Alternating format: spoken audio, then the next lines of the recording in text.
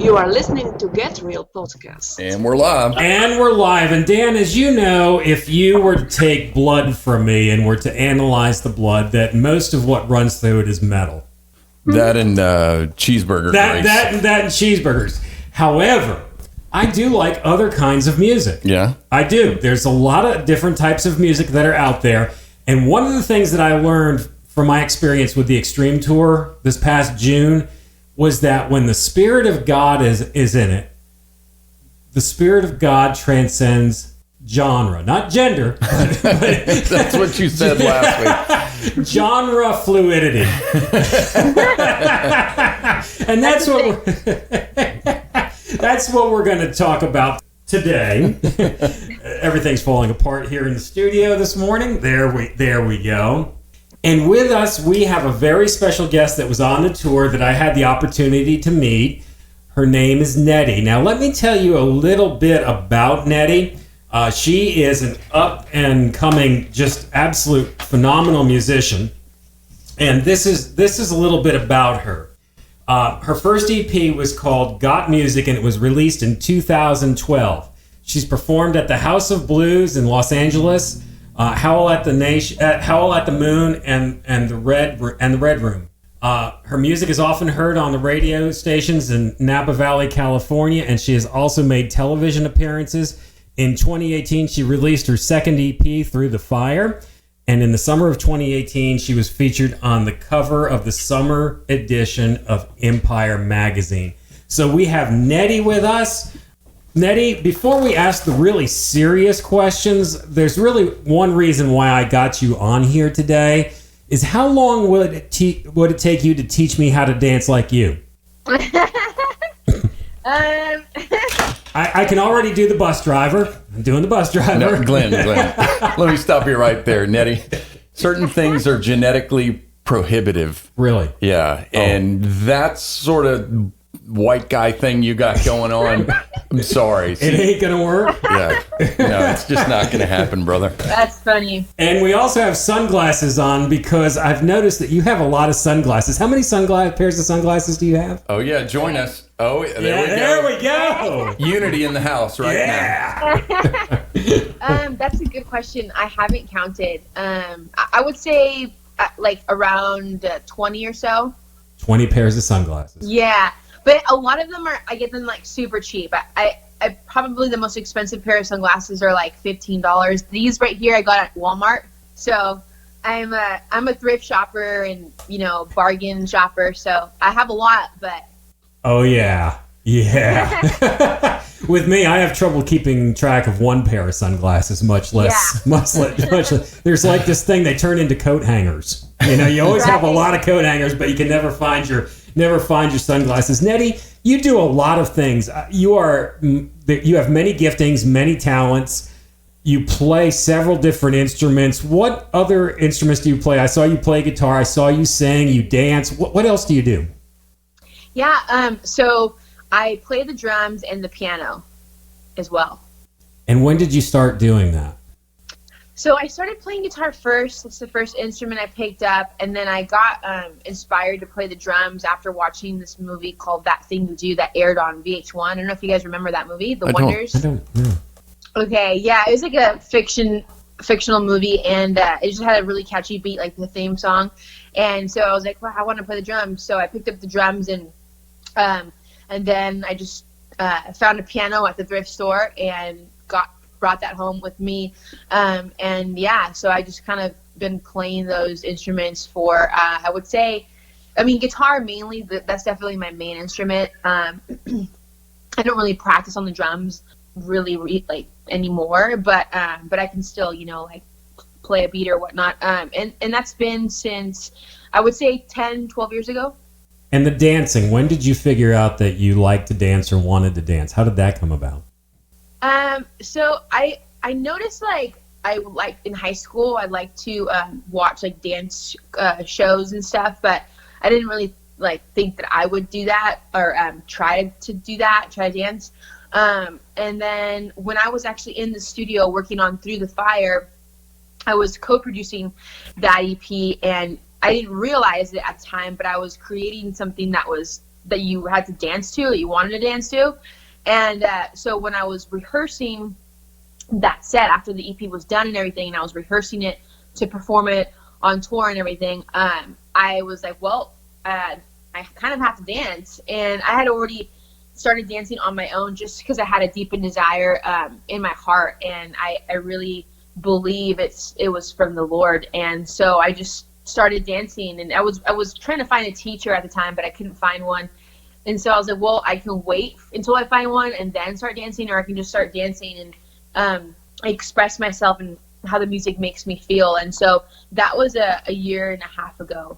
We got to stop for just a second, because we talk a lot about things that people don't think go with following Christ. Right. And one of those things is dancing. Dan and I grew up in the era of Footloose with Kenny Loggins. Oh, Yeah. Yeah. Now I think Kenny, during that time when he came out with the Footloose and the Top Gun soundtracks, he was making up for that disaster Return to Pooh Corner that came out before that. But a lot of people they think, well, dancing is something that's sensual. It's got nothing to do with Christ. Right. There's issues with it. Have you run into anybody talking to you about that, or saying, hey, what you're doing, this isn't biblical? Yeah, I have I would say most of the people have been really supportive. Most Christians have been really supportive.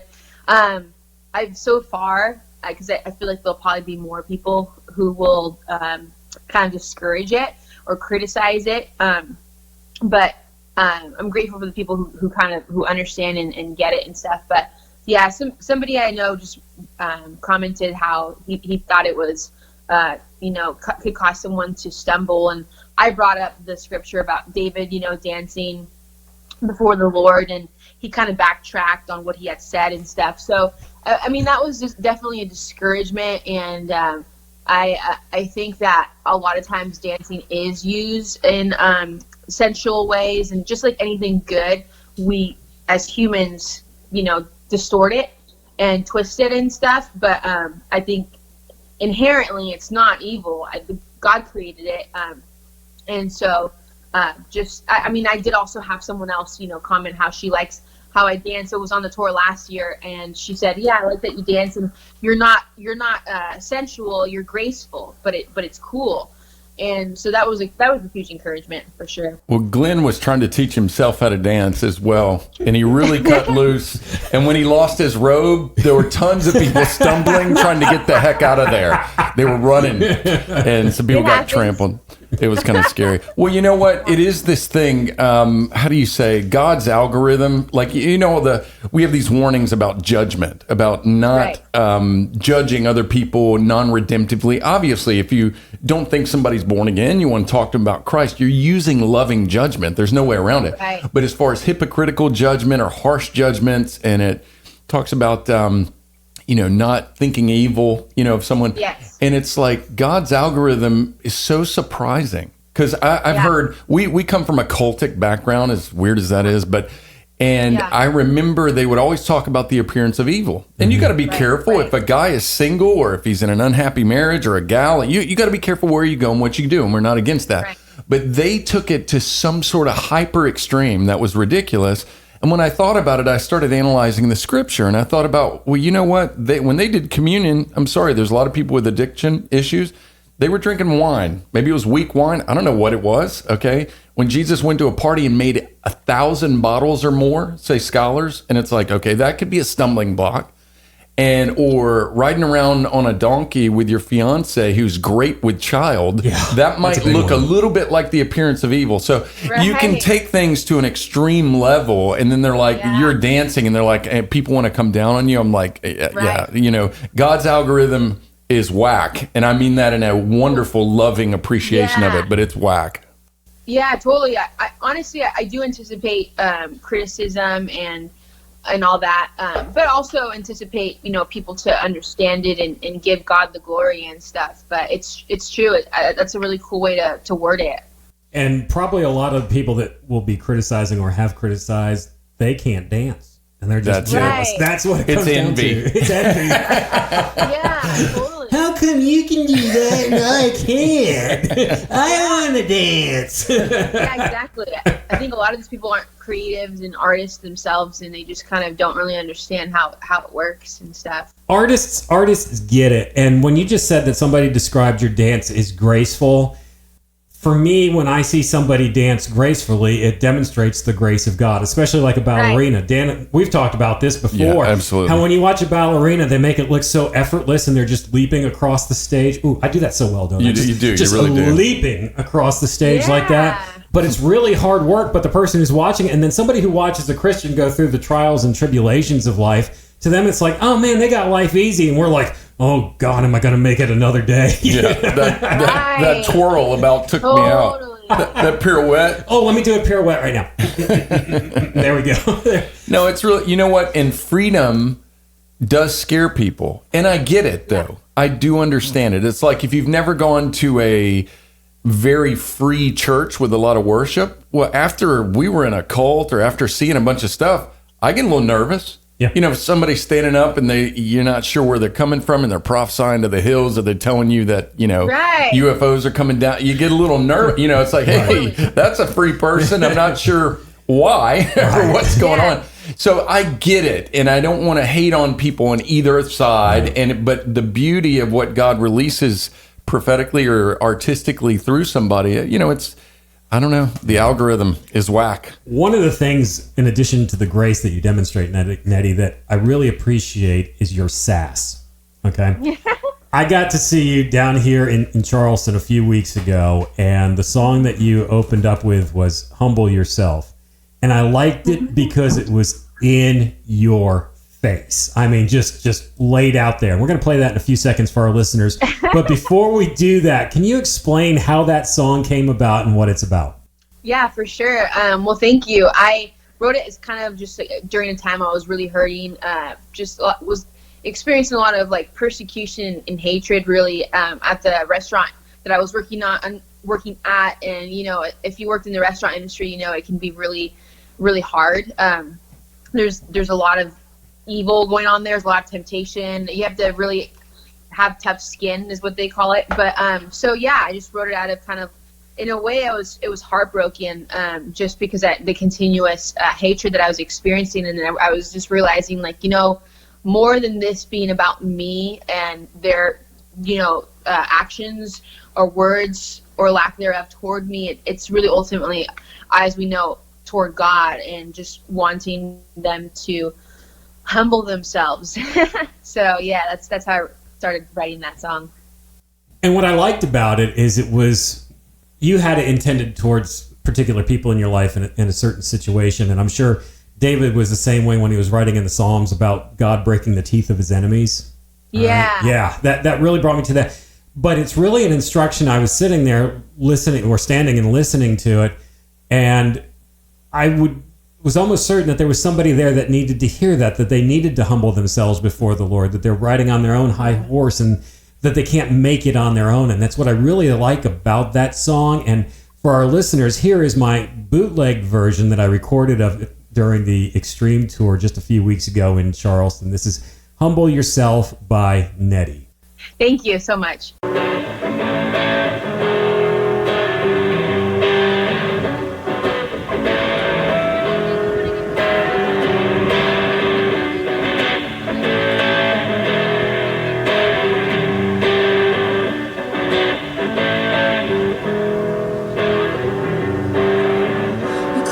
Your eyes saying hello to me. You look the other way, like you don't know me. I feel the ways you're cold, it hits me. You're bothered by the light, and so you can't see your pride, your doom is waiting for you. Your father waits, and so I say, humble yourself before the throne.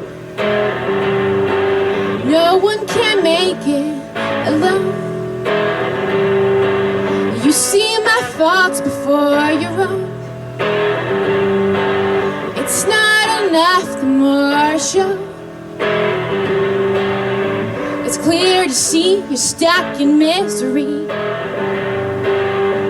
You walk around with your nose in the air, and every day that goes by, there is no life inside your eyes. It's you despise. It's you despise. It's you despise.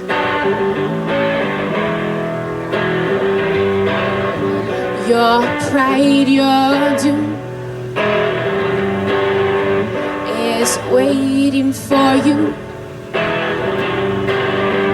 Your fall awaits. And so I say, humble yourself before the throne. No one can make it alone. You see my faults before your own. It's not enough, the more show. Humble yourself before the throne. No one can make it alone. You see my faults before your own.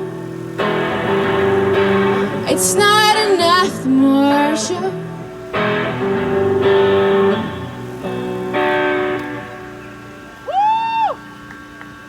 Hey, I got a question.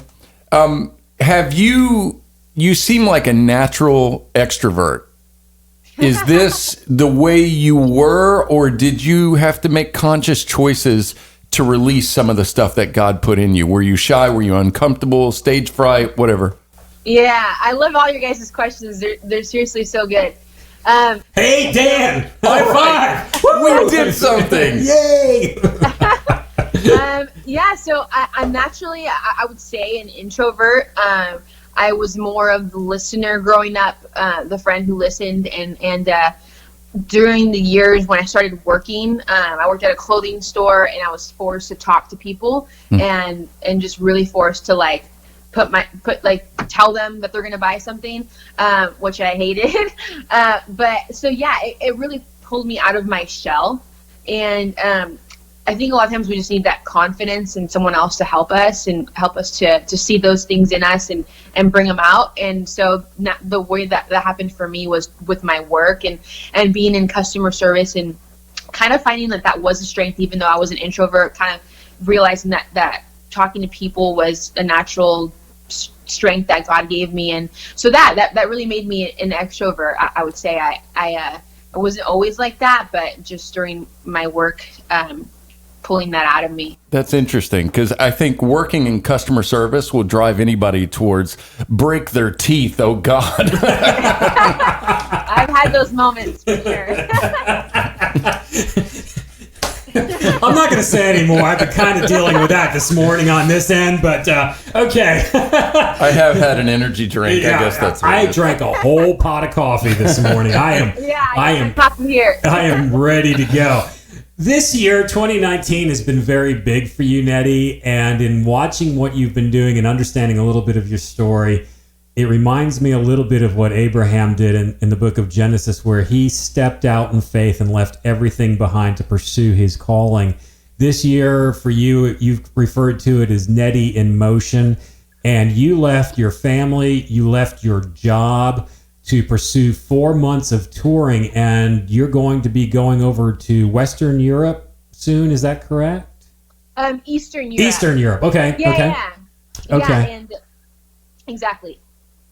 When you heard the call to do that, I mean, that takes a lot to leave your job, just leave everything behind. That takes a large step of faith. How did you know? And I want our listeners to hear this, because some of them might be in the same position you were in. How did you know that's what you needed to do, or what God wanted you to do? Yeah, I think it started with having that desire, desiring that to go out and to be used, using my gifts with music and speaking to people and sharing the love of Christ. It started with my desire to do that, with my just like restlessness with staying in my job, because I've never really had a passion with all the day jobs that I've had. It's never been my passion, and just having the passion of music as a tool, just really just growing, deepening inside me, and I just kind of I couldn't help it but want to go out and do that. I would say that was probably the first sign or whatnot from God, is just my deep desires and walking with him, and I think that helps with understanding what he wants you to do, of course. And how about doubts in that process? Did you have any doubts? Not really, honestly. I mean, when I would start telling people what I was going to do, that I was planning on leaving and having to quit my job because they couldn't hold my job for me, and then having to move out of my apartment and all that. Sometimes people would be like, "Oh, that's crazy," and then some people would be like, "Oh, I can see that." But when I remember like saying this out loud, like, "Yeah, I'm gonna be leaving. I'm gonna be quitting. I'm gonna move out of my apartment. I'm just gonna be living on the road, and I don't know where I'm gonna live when I come back, or where exactly I'm coming back to." I was like, "Whoa, this is actually crazy." Like when I say it out loud now, that sounds really crazy. But I kind of like I couldn't help it, and the restlessness inside of me was so deep that I think it kind of made up for any doubts that would have come my way, honestly. So basically, if you didn't do it, you just couldn't take it anymore doing what you were doing. You were brought to that point where you needed to make that move. Exactly. Got a choice, like stay in your comfortable queen size bed, have your own room, have your own bathroom, know that you're gonna have money coming in, like those comforts, and then but in my soul be so uncomfortable, or like remove those comforts but in your soul be comfortable. And so I was like, that's what I have to do. And I guess predictably in hindsight you can probably look and see God's hand on everything. Yeah, definitely. The day that you left to go on tour, you actually had obstacles. I mean, some pretty huge obstacles that came your way. First of all, I want you to share with our listeners what those obstacles were. And then a lot of us, we bite into the lie that, hey, if God wants us to do this, it's going to be easy. And that's not necessarily the case. There's going to be a lot of obstacles. And can you share with our listeners what those obstacles were and what was going through your mind at the time that those happened? Yeah, for sure. So I made the mistake to start off with of only giving myself one day to move out of my apartment that I had been living in for 2.5 years. And I didn't realize how long it would take. And also because I was so busy working, trying to save up a little bit before I left, I was just like, okay, I have to work, as much as I possibly can. So that was mistake number one. So fast forward to the day/night before I left, and into the morning as well. I had my couple friends come over, and so we were in my room. About 15 minutes in from when she got there, one of my friends, she went to go throw something away at the dumpster for me, and then she called me, she's like, "Hey, my car is gone." And I was like, "Are you kidding?" And so she's like, "No," because we joke around and stuff. And so she definitely wasn't kidding.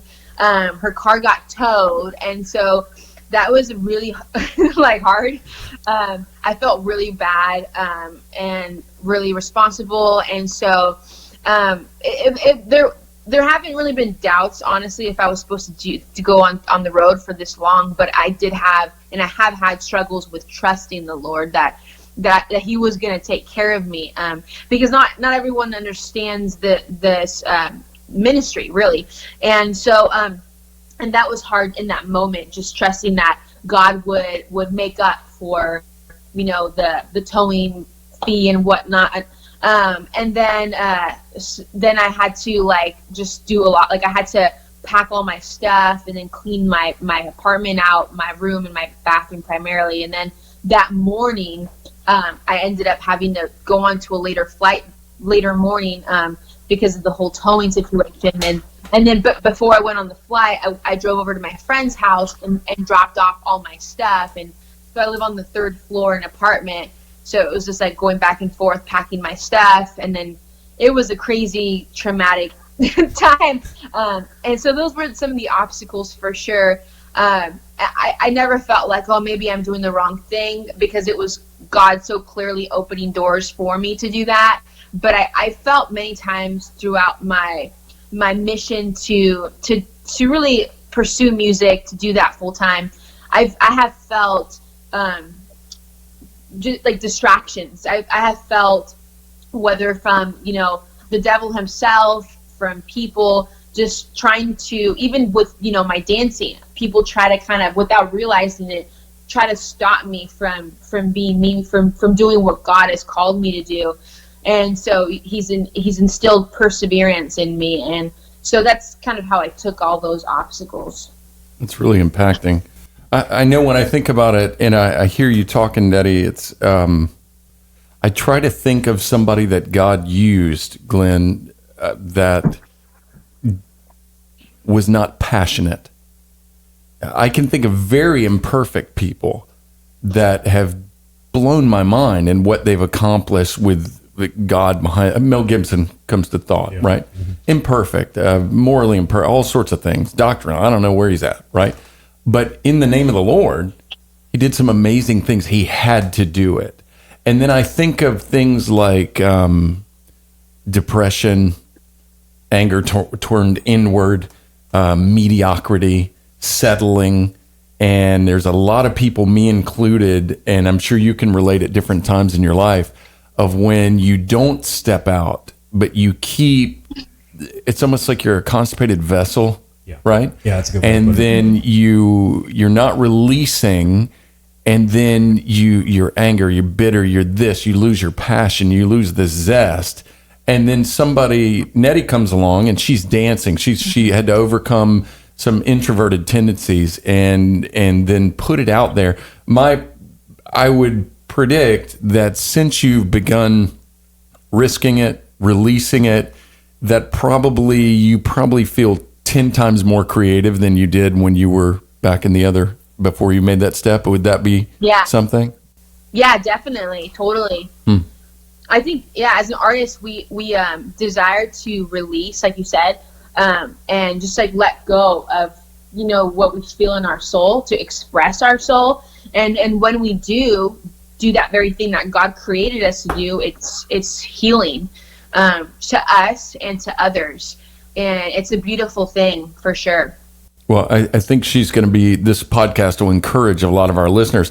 It ministers to me, frankly, in a whole lot of different ways, because with some of the struggles that we had post-cult, and you get out and you're like, I don't know what I believe. I don't know what I'm doing. You don't know who you are anymore. For like 10 years, I didn't give myself to the artistic things I even tried, but I was so tied up. I was so angry. I was so unforgiving. I had so much clogging everything that it all stayed inward.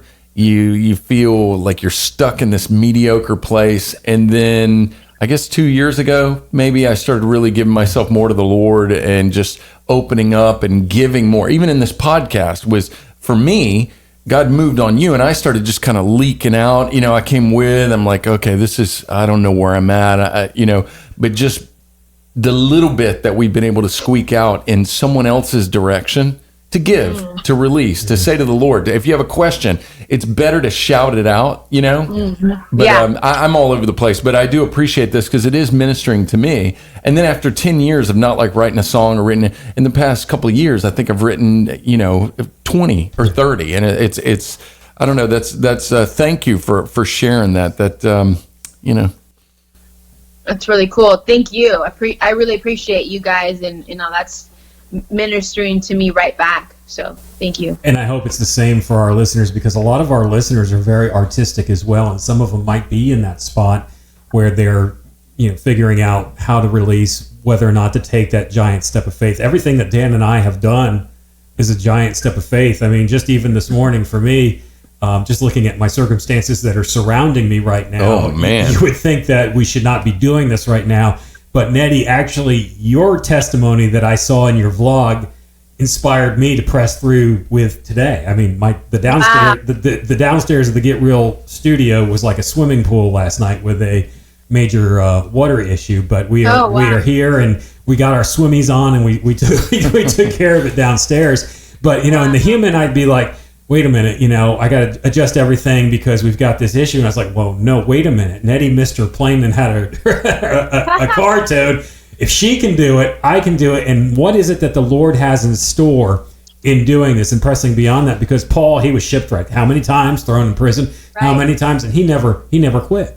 He just didn't stop because that fire was, that fire was burning on the inside of him, and that's what it's all about. And Nedy, there was something that I saw about the tour that you're going to be on. You're going on the high school tour, and you're going to be performing in high schools, and that totally blew my mind because most high schools, with where you're coming from and your background, they're not into that. Can you explain to us a little bit about that and how that all works and what you're going to be doing over the next several months after the Extreme Tour? Yeah, so the High School Nation tour, there were 2 tours that were also offered to me to go on. It was a High School Nation tour and the Exit tour, and they both go to high schools. High School Nation tour is in the U.S. and the Exit tour is in Eastern Europe. So I actually was wanting to go on both. However, the High School Nation tour, it's more of a pay-to-play type situation, and I'm not there with the finances to do that. So, but the Exit tour still goes to high schools in Eastern Europe, and then we just do. I've actually haven't been on it, so I'm not sure. I'm going to be going in the fall to see basically how they do things, and that one's a ministry-based tour. So as of now, we're talking about doing that in the spring, and I'm really excited to be a part of that tour, honestly. And they just have such a heart for Christ and for giving kids the love of Christ. And yeah, that's a little bit about that tour. And also, you've been recently blessed to team up with a producer and a songwriter. Can you share that with our listeners to encourage them with what's a testimony that's happened in your own life? Yeah. So I met Jim Kimball, who's a producer. He plays guitar for Reba, and I met him through my manager. And so he lives in Nashville and has a home studio there. So when I was in Nashville in May, I did a song with him, which is called Made to Be, and that's still in the works. And that's a song that I'm really passionate about, and talks about what we've been talking about, just not really, despite of what people say, criticism and stuff, just being who God made you to be. And so the songwriter Stephanie Lewis is very talented. She's if you look her up, you'll find all sorts of things about her. And because the song Made to Be I had already written it, the best thing to do would be to start a song from scratch when songwriting. So I really felt like on my heart that I wanted Made to Be the next song that I release as a single. And so we decided that we would work together in the future, and not on this song. So she gave a couple suggestions as far as melodically on the song, and so I just worked with Jim Kimball on that one song. And musical influences, when you write, when you perform, who are some of the artists that have influenced you in your life? Yeah, I would say dating back from when I was a kid, my uncle, he was a professional singer. He was actually signed to Sony Latin. I don't know if that's a proper title that they're under. And so growing up, my brother and I would kind of pretend like we would be, my uncle was in a duo. So he had a huge influence on me. And then after that, I can remember Avril Lavigne, listening to her a lot as a 14-year-old. Every 14-year-old wanted to be her, including myself. And just kind of listening to different genres as the years went on, after becoming a Christian, getting into that kind of music as well, like Social Club Misfits or King's Kaleidoscope. I really like those 2 groups and stuff. So kind of ranging from different genres. And you currently have another EP out right now, Through the Fire, correct? Right. Can you tell us a little bit about that one, where people can go get that? Yeah, definitely. So Through the Fire is on Spotify, iTunes. You can also find it on my website, officialnedy.com. Pretty much every music streaming platform you could find it. And I'm going to ask this question. How would you describe your music, your sound? I'm not really into genre labeling too much. We do that way too. Everything's got to fit in a box, and I'm tired. I'm tired of that. Right. But how would you describe your music? I would say maybe indie pop.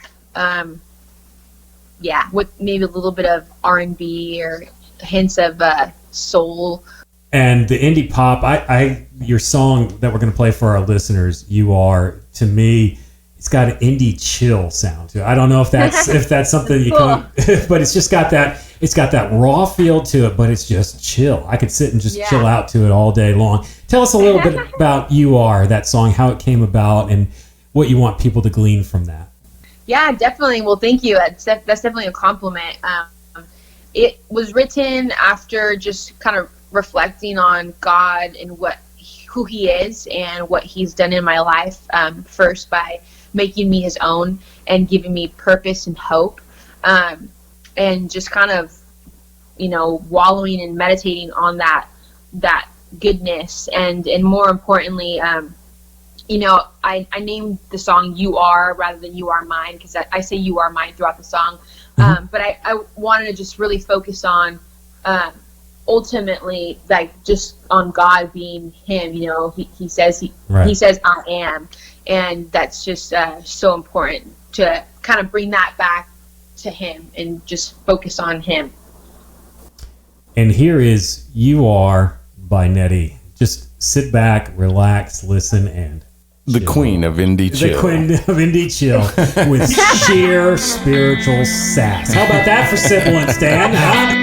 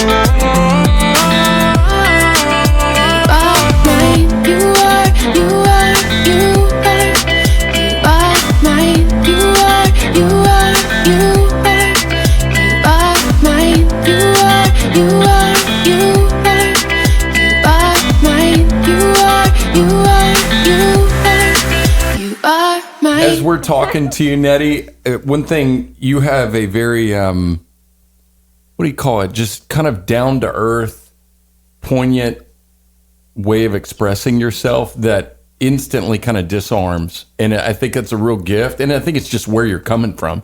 but I think people can hear that.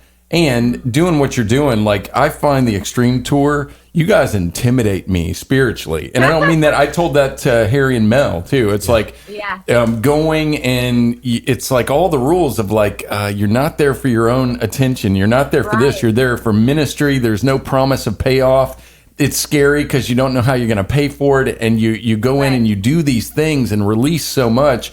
And then you really, really go with making tracks to truly minister to people that need it. And that love you were talking about, I think when you were mentioning what you're going to do in Eastern Europe, you know what's amazing is just genuinely sincerely loving on someone. I looked at the cultic thing. Yeah. I look at around the world. I mean, you could have people, you love on them, and you just you give them the love of Christ. You are a true friend to them. You know how desperate people are? People would join cults that are like, yeah, before we commit suicide, before the aliens get here to pick us up, right? They will join that just because somebody loved on them. Yeah. The whole true. Societal interaction of being able to receive and give love or have a purpose and hope when you were talking about that is some of the glue that the gospel ought to be so right there with sincere, not cultic love bombing. Right. Cultic love bombing, they want to get you. They need you for the fraud, right? But genuine love, because we feel like, oh, we got to soup it up, we got to paint the walls a certain color, we need a smoke machine, or nobody's going to stay with our church. You know, we need a super coffee shop, and that's fine. Keep your smoke machine and your coffee. You know, it's all fine. Right. But if you're so desperate to get people with those means, you know, if the smoke machine fizzles out, they're going to leave. You know what I'm saying? And I find the sincerity and the honesty of what I've heard about the Extreme Tour and just the beauty of cherishing people is so Jesus. Yeah. You know what I'm saying? It really is Jesus. And it's intimidating to people. Like, I can get theological, I can get out in the weeds, I can do all this stuff, I can make my excuses, I can find people so annoying. Annoying. I'm not kidding about the whole break their teeth out. I get that. I worked retail for too long. But it's like at the same time, when somebody genuinely loves somebody, I mean, they'll join up for. I read about that Nexium, whatever that sex cult. I read about Jonestown. I've read about all of them. It was just people that needed a purpose and some affection. It really did. Yeah. God bless you in what you're doing. But thank you so much, Nedy. Thank you. One last thing. Any advice that you can give to our listeners that are artists? Something that you'd like to share with them that's just being stirred in your heart right now? Totally.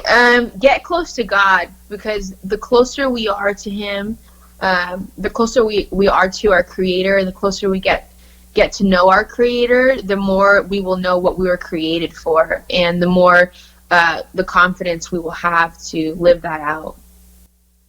That's cool. That's well put. Let me get a shot, Glenn. Yeah, we got to get a shot. Yep. I'm going to take a picture of the screen with us with our snazzy glasses on. Everybody. There we go. That's cool. Awesome. Okay, that's going. Social media city, Dan. That's right. We're hipping with it, dude. We got our shades on and we're sitting down with the queen of pop chill. What was it? Chill pop. Like Chill pop with sheer spiritual sass. Nice alliteration. Yes. For the month of August, Nedy is going to be the Lithos Cry Prophetic Artist of the Month, and you can find out more about her on our website. We're going to have all your links up there, Nedy, so people can go to our website, One Stop Shop, Lithoscry, LITHOSCRY.com. And Nedy, can you tell people once again where to get some cool chill pop?